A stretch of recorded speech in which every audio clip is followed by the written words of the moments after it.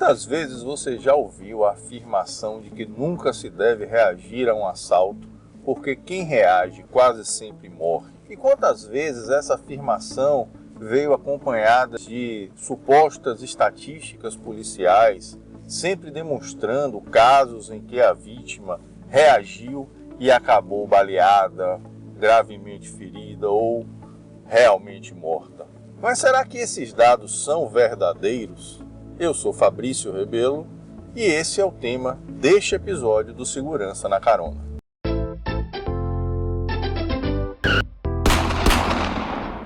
No discurso oficial, a conduta que a vítima deve ter durante um assalto vem sendo sistematicamente descrita como a de não reagir, a de aceitar passivamente a ação do criminoso, na esperança de que, com isso, saia ilesa da ação, apenas perdendo seus bens, mas não sofrendo qualquer agressão ou mesmo sendo fatalmente ferida. Esses dados vêm alimentando a retórica do não reage. Em qualquer ação, o que se vê de conselhos e aí de diversos especialistas, dos supostos especialistas, mas também das organizações policiais, representantes das polícias também costumam entoar esse discurso de não reação.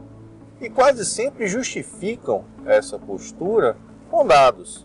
Costumam dizer que um determinado percentual de todos os casos que são esclarecidos demonstra que quando a vítima reage, o risco de ser morta é muito maior.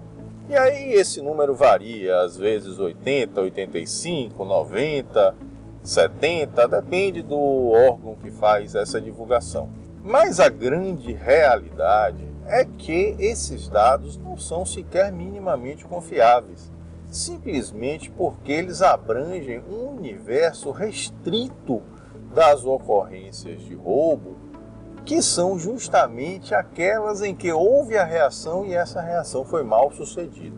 Quando nós temos um caso desse, em que a vítima reage e termina morta, isso inevitavelmente vira estatística.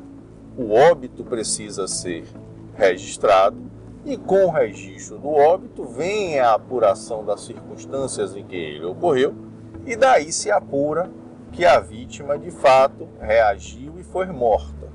E isso alimenta a estatística de reação mal sucedida. Mas isso não acontece sequer minimamente nos casos em que a reação dá certo e não há a morte do criminoso ou mesmo a necessidade de que ele seja internado, vá se socorrer ao sistema de saúde. Por exemplo, um indivíduo tenta assaltar uma pessoa que está chegando em casa. Essa pessoa reage e efetua 2 disparos na direção do criminoso. O criminoso pode até ser atingido, mas não vem a morrer ou não precisa ser internado. Essa ocorrência simplesmente não será registrada em lugar nenhum. O bandido não vai à delegacia reclamar que foi praticar um roubo e o dono da casa reagiu. E o dono da casa não vai se submeter a uma imensa burocracia que a nossa legislação absurdamente impõe a quem utiliza uma arma de fogo para reagir, simplesmente sem nenhum propósito. Se ele for dar uma queixa na delegacia daquela tentativa de roubo e isso ficar comprovado que ele efetuou o disparo, a arma dele vai ser apreendida para a perícia, ele imediatamente vai começar a responder o inquérito por disparo de arma de fogo, mesmo que depois venha a ser arquivado, mas ele vai se sujeitar a isso. Enfim, ele vai ser punido por ter praticado um ato de legítima defesa. E isso gera uma enorme subnotificação dos casos em que há a efetiva legítima defesa e ela é bem sucedida sem a morte do indivíduo. Aliás, não só nesses casos, muitas vezes, mesmo com a morte do bandido, o bandido vai tentar assaltar a vítima, acaba fatalmente ferido, sequer a identificação do autor dessa reação. Quantos casos você já viu, por exemplo, de reação a assaltos a ônibus, em que os criminosos são mortos, e junto lá da narrativa do caso, vem aquela clássica frase de que a identidade do passageiro que reagiu é desconhecida? Simplesmente porque esse indivíduo jamais vai se submeter, sem nenhuma necessidade, o fato é esse, a uma imensa e irracional burocracia que acaba punindo quem salva a própria vida, quem age em legítima defesa e acaba sobrevivendo graças à sua ação.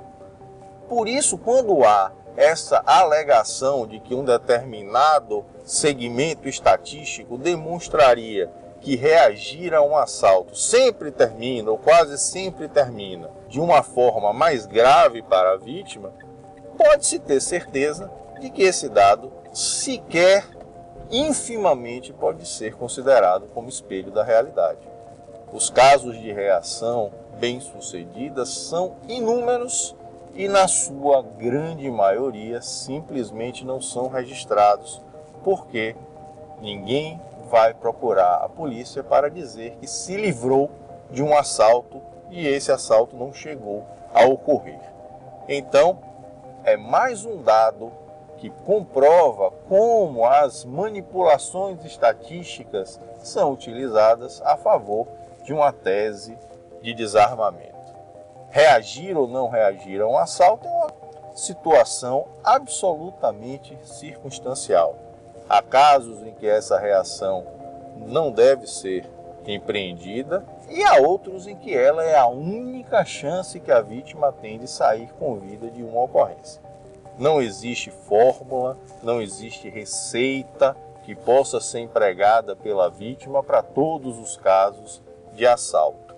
Fundamental é cada um saber identificar, caso a caso, quais são aquelas circunstâncias em que a pessoa está envolvida e, se tiver os meios para tanto, saber se vai empregá-los ou não para reagir. Muito obrigado por sua atenção e se você gostou desse vídeo, não deixe de compartilhá-lo, fazer sua avaliação e também deixar um comentário que ache interessante a respeito do trabalho que é aqui desenvolvido. Um grande abraço e até o nosso próximo vídeo.